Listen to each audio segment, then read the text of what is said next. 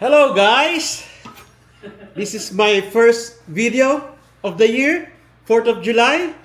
And today, tatry natin malaking steak. Ha? Anong pangalan ng steak? Tomahawk. Ribeye tomahawk guys from Costco. Yan siya. Laki oh. Parang kasing laki ng mukha ko, malaki na yung mukha ko, parang mas malaki pa. Okay, at hindi lang yan. Dalawa sila, mas malaki pa ito isa. So, gagamitan ko siya ng simpleng seasoning. Garlic powder, sea salt, pepper, butter. So, first is bawasan natin ng fat kasi masyadong mataba. So, babawasan lang natin. But, hindi naman natin lahat kasi kailangan mo ng fat. Masarap yung fat. Okay? Bawasan lang ng konti. Ito. Mukhang okay na. Diba? Lagay mo natin yan. Yung isa naman. Kita niyo yan? Masyadong makapal yung fat. Bawasan mo.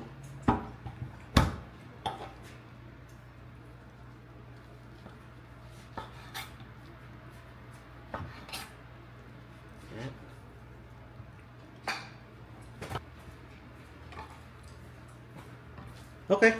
Tanggal na yung fat. Bawasan pa natin ito. Medyo masyadong malaki. Mami ito. Sensya na kami. Tumatawa sa banda ron. Okay. May tumatawa. Pwede ba mo extra? Okay, extra nanay ko. Anong gusto mong gawin? Ayan na. Better na. Better looking na. Di ba? Wala na yung fat sa gilid. Napakapal nito, guys. So, huwag kang matakot maglagay ng asin. Kailangan maraming asin. Pwede pang pamaypay kami. Pwede raw pumaypay, sabi ng mami ko. Oh. Okay. Ready na ang ating tomahawk.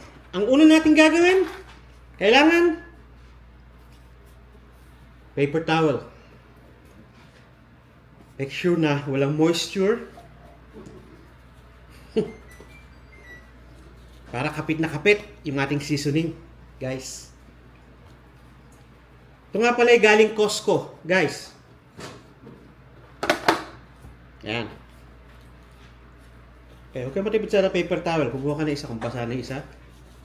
Lagyan mo uli. Pati yung gilid, guys. Okay, mukhang ready na siya. Una nilalagay ko muna is olive oil para kumapit yung seasoning lalo. Kahit anong olive oil, regular or special, bahala kayo. Basta kailangan olive oil, mas maganda. Healthier. Healthier. At mas social. Di ba narinig niya? Yan. Huwag masyadong marami naman. Hindi naman kailangan marami. Pero kung naparami, walang problema. Okay? Make sure na olive oil.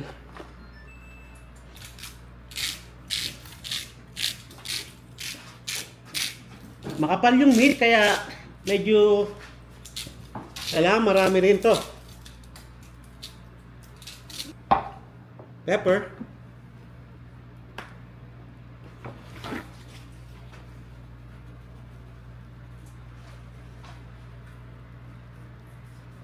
Yan, makapal yung meat, so okay lang yan. Kahit maparami ng konti. Lalagyan mo ba ng lemon? Real? Hindi. Ah. And then, garlic powder. So, bali yun lang. Yun lang, kasimple.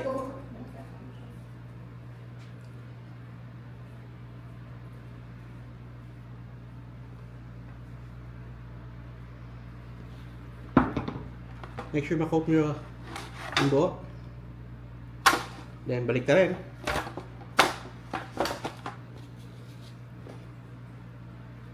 Go back to your salt.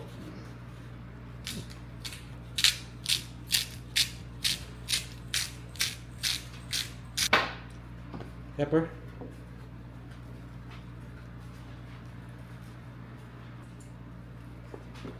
And then garlic powder.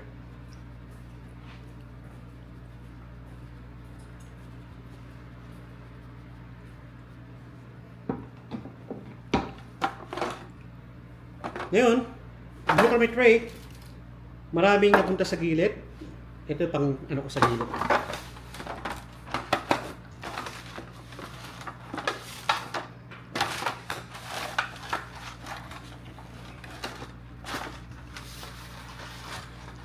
Kung tingin nyo medyo kulang pa, like I do, pwede nyo lagyan na rin.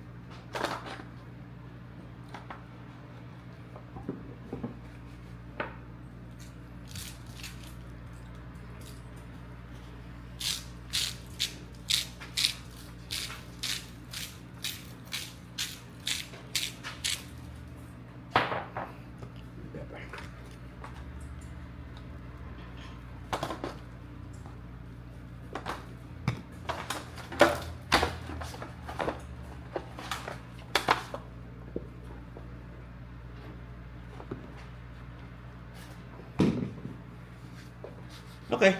So usually, let it rest for like an hour, maybe bago mo lutuin para ma-absorb niya lahat ng seasoning. So don't worry about putting too much kasi parang mawawala rin siya pag nilagay mo sa grill, may mga matatapon. So, tsaka makapal yung meat, so okay lang yan.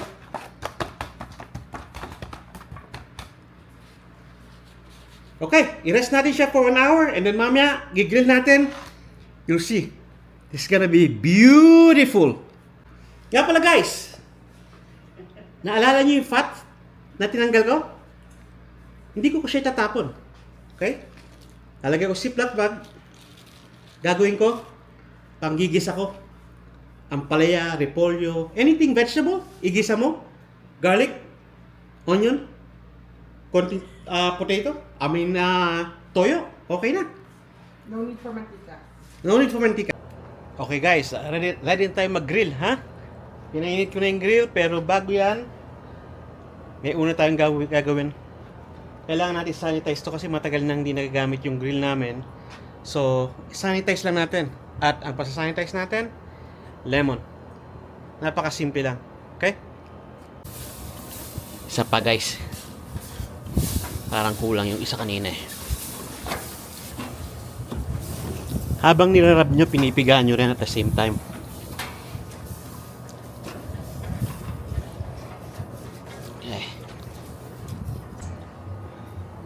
Okay, after 15 minutes, medyo ikot lang konti.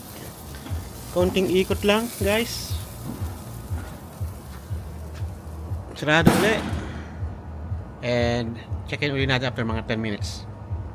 So guys, unlike oven na masaset mo yung temperature, pag itong klaseng grill ang ginagamit mo, aakyat bababa siya, aakyat bababa. Iniiwas ko lang siyang mapunta sa 400. So bago mag 400, usually binubuksan ko siya para medyo bumaba yung temperature. Mamaya, lalagay na siya 400 basta patapos na. Pero ngayon, buksan natin ulit. Okay guys, 40 minutes in tayo. It's looking good. Patuloy pa rin tayo sa pagbaliktad.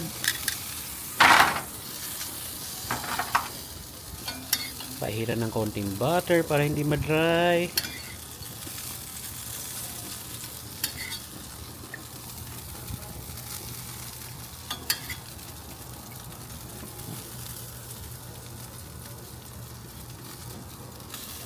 Okay. Pwede na natin tanggalin ito.